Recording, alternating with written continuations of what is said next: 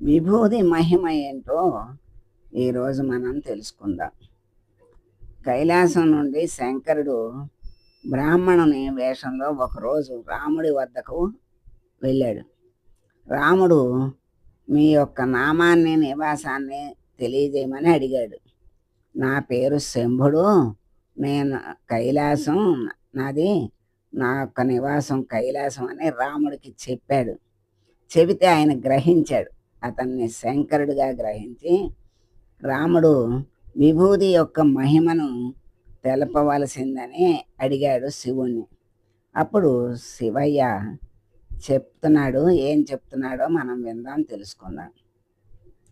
రామ, భస్మ మహత్యాన్ని చెప్పటానికి బ్రహ్మాదులకు కూడా శక్యం కాదు.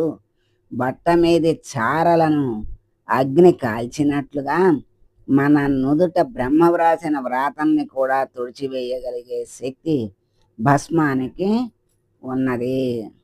విభూతిని 3 రేఖలుగా పెట్టుకుంటే త్రిమూర్తులను మన దేహం మీద ధరించినట్లు అవుతుంది. ముఖంలో భస్మాన్ని ధరించిన నోటి పాపాలను, అంటే తిట్టడం, చెడు మాటలు పలకటం, అభక్ష్యాలని, తినకూడని పదార్థాన్ని తినటం అనే పాపాలు, చేతులపై ధరించిన చేతి పాపాలను, అంటే కొట్టడం మొదలైనవి, హృదయంపై ధరించిన మనఃపాతకాలను, అంటే దురాలోచనలు మొదలైనవి, నాభిస్థానంలో ధరించటం వల్ల వ్యభిచారాది దోషాలను, పక్కలందు ధరించటం వల్ల పరస్త్రీ స్పర్శ దోషాలను పోగొడుతుంది. పాపాలను భర్త్సనం చేసి బెదిరించి పోగొట్టేది కనుక భస్మం అనే దీనికి పేరు వచ్చింది. భస్మం మీద పడుకున్నా, తిన్నా, ఒంటికి పూసుకున్న పాపాలన్నీ భస్మీభూతం అవుతాయి. ఆయువు పెరుగుతుంది. గర్భిణీ స్త్రీలకు సుఖప్రసవం కలిగిస్తుంది. స్పర్శ వృచ్చికాది దోషాలను హరించును. అంటే సర్ప, పాము, తేలు కుట్టిన దోషాలను కూడా హరిస్తుంది. భూత పిశాచాదులను పారద్రోలుతుంది. వశిష్ఠ వంశంలో ధనంజయుడను ఒక విప్రుడు ఉన్నాడు.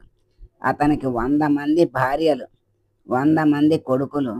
వారందరికీ తన ధనాన్ని అంతా సమానంగా పంచి ఇచ్చి ఆ బ్రాహ్మణుడు గతించాడు.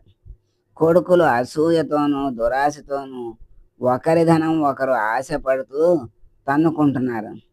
వాళ్ళల్లో కరణుడు అనేటువంటి కొడుకు శత్రు విజయం సాధించాలని గంగా తీరానికి వెళ్ళి స్నానం చేసి తపస్సు చేయాలనుకుని మునుల సేవ చేస్తుంటే ఒక విప్రుడు నృసింహదేవునికి ప్రీతి అని ఒక నిమ్మ పండుని తెచ్చి అక్కడ పెట్టాడు. దాన్ని వీడు వాసన చూశాడు. అందుకు మునులు ఆగ్రహించి ఏగవై పొమ్మని శపించారు. వీడు వేడుకుంటే పూర్వస్మృతిని ఇచ్చారు.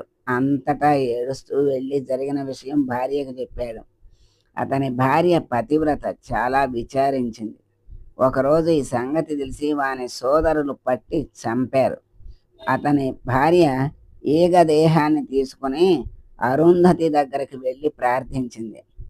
ఆమె మృత్యుంజయ మంత్రంతో అభిమంత్రితమైన విభూతిని చల్లి కరుణుని బ్రతికించింది. మరొకసారి దాయాదులు కరణుని చంపి ఇంటి ముందు పడేశారు. అతని భార్య అనే శుచిస్మిత భర్త దేహంతో వనాల్లో తిరుగుతుంటే దధీచి ముని కనపడ్డాడు. ఆమె ఆ మునికి విషయమంతా తెలిపి ప్రార్థిస్తే ఆయన భస్మంతో ఆ బ్రహ్మహత్యా పాపాన్ని పరమశివుడు పోగొట్టాడు. దానినే ఇతనిపై చల్లుతున్నానని చల్లాడు. అతడు శాప విముక్తుడయి జీవించాడు. దేవతలు కూడా భస్మ ప్రభావాన్ని పొగిడారు. కరుణ దంపతులు దధీచి మునిని తమ ఇంటికి పిలిచి భోజనం పెట్టారు. అతడు వారిని దీవించి వెళ్ళిపోయాడు. ఆవు పేడ పిడకలను శతారుద్రీయ నమ్మకము మంత్రము చెప్తూ కాల్చి భస్మం చెయ్యాలి. మంత్రాలు రాకపోతే ప్రణవాన్ని ఉచ్చరిస్తూ ధరించాలి.